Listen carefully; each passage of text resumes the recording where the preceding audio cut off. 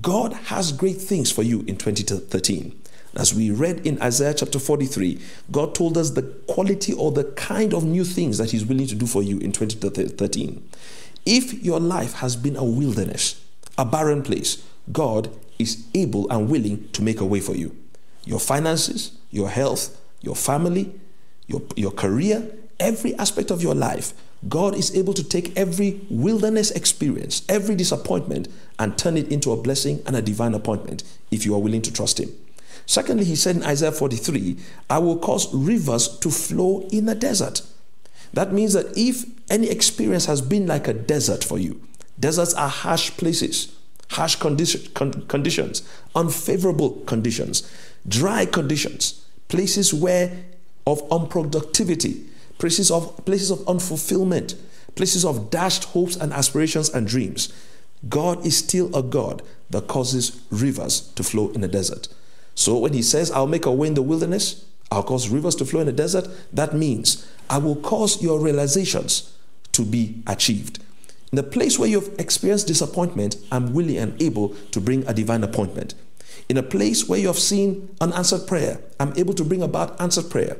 As long as you are living and breathing, the God of the Bible is willing to cooperate with you and work in your life. So what are we required to do? How are we supposed to cooperate with God to see our wildernesses turned to see a way in the wilderness and to see our deserts turn into places where there are rivers in that desert? There's one thing that is required of us. I want to bring your attention now to Psalm 27 verse 13. Psalm 27 verse 13. How do we cooperate with this God that loves us and that is willing to make a way in our wilderness and is willing to cause rivers to flow in our desert? The psalmist David said in Psalm 27 verse 13, he said, I had fainted unless I had believed to see the goodness of the Lord in the land of the living. Let me read that again. He said, I had fainted, Psalm 27:13, unless I had believed to see the goodness of the Lord in the land of the living.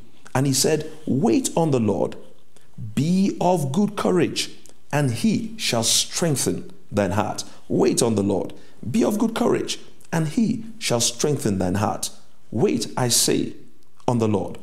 So we see David in a similar situation of trusting God in times of adversity, trusting God when it seemed as if things were not adding up. He said, I had fainted unless I had believed to see the goodness of the Lord in the land of the living. The word fainted there means I had given up on life. Are you in a place in your life where you have given up? Are you in a place in your life right now where you're feeling, what is the use of trusting God? I've been trusting God year after year after year. I want to tell you by the word of the Lord, 2013 will be a different year for you. 2013 will be your year. You've been trusting God, but believe God with me and agree with me that in the year 2013, you will see the desires of your heart come to pass. You see, as long as you are trusting God, God is at work in your life. Many times, people give up at the point of their greatest breakthrough.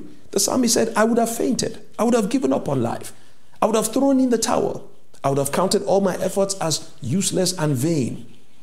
But he said, I believed to see the goodness of the Lord in the land of the living. Another translation says, what would have become of me if I had not believed to see the goodness of the Lord in the land of the living? What would have become of me?